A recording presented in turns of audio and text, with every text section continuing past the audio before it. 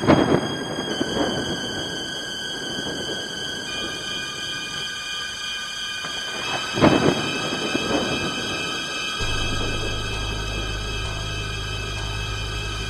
am your host, Scary Pops, and everyone loves a good scary story.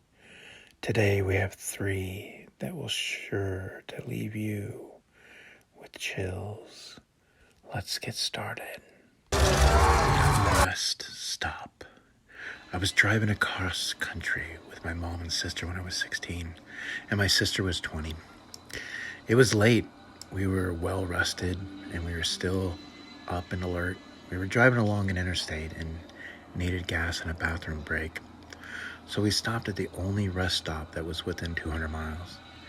When we pulled in, there was a van full of teenagers from a road trip at a gas station, as well as a small gray car parked at the pump in front of us, with 2 young men standing still outside of it. When we got there, everything started to feel wrong. We had been on a road for days and seen many rest stops at night. Never been afraid until then. My mom and sister went inside and I stayed in the car. I heard the teenagers say that they were creeped out and they couldn't get the pump to work, so they left. And they left in a hurry. I was watching the car in front of us and noticed that the 2 men had not moved at all, not an inch. They weren't talking. They weren't on their phones. They were just standing there, still as stone. My sister and mom, they came running back out to the car, and when they got in, the 2 men slowly turned to look at us, while not moving or pivoting the rest of their bodies. And I swear, we all saw the same thing. They had eyes dark as pitch and empty, truly empty, not black, not reflecting any light at all, just a void. We sped out of there and didn't stop until we were in the next city.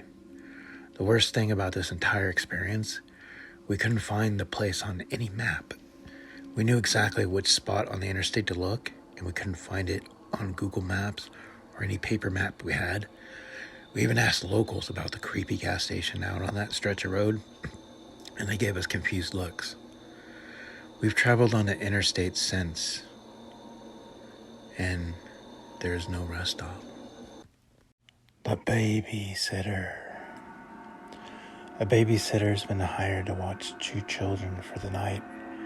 After she puts the kids to bed, the parents ask that she watches TV in their bedroom upstairs, because the children have been having nightmares recently. So she puts the kids to bed easily enough and settles in the parents' room to watch TV. But in the corner of the room, there's a large, life-size clown statue. She tries to ignore it, but it's just too creepy, standing there staring at her. Finally, she calls the dad to ask if she can watch TV downstairs instead. And he says, sure, but why? She says, well, the clown statue is just creeping her out too much. Then there's a pause. Listen to me. Get the children out now. Leave the house. We don't have a clown statue. Don't stop for gas at night. Back in the summer of 2016, I got my first job at 18 years old. I was excited about the work, but not about the commute without traffic. It was a 30-minute drive both ways, and I normally got off work at midnight. The last thing I wanted to do was drive a half hour to get home.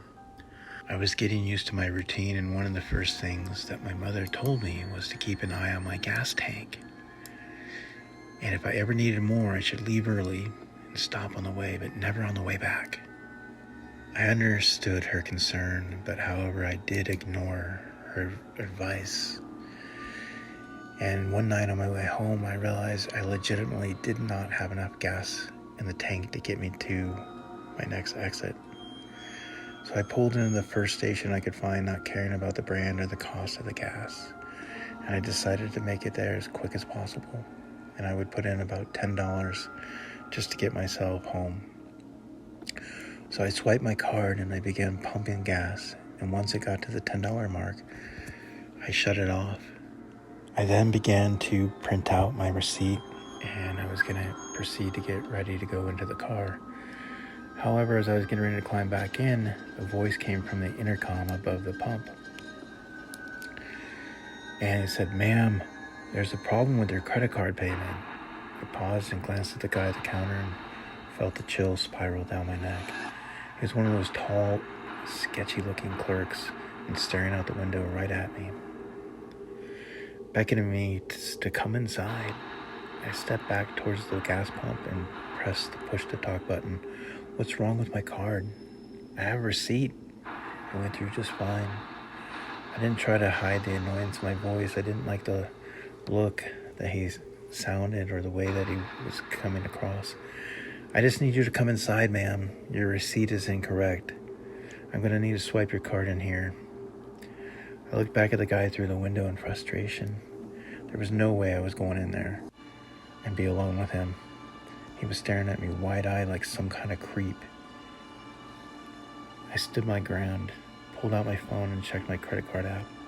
I held it up stupidly as I can see that I went ahead and swiped the card right. It went through. I see it on my statement. I'm not coming in.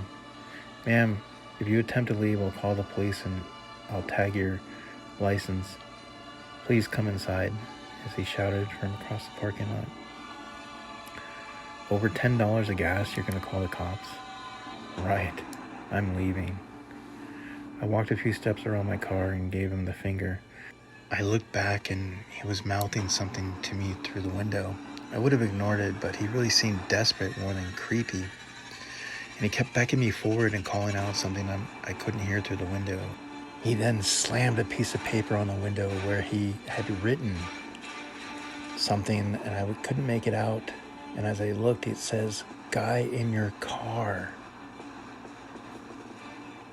I froze, and at that moment I ran to go inside the station. And once I was there, the clerk locked the door and told me to get down. He had his eyes on my car and a gun in his hand, squatted down behind the counter and watched the security cameras as a tall guy in sweatpants and a windbreaker nudged my back door open and slid out quickly and jogged away into the night. Started freaking out.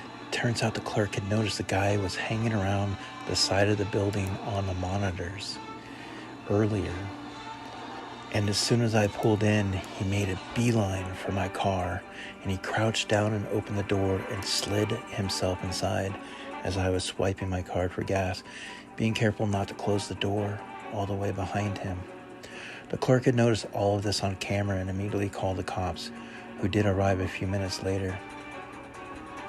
They searched the area of my car, but were not able to locate the guy or anything that will lead back to him.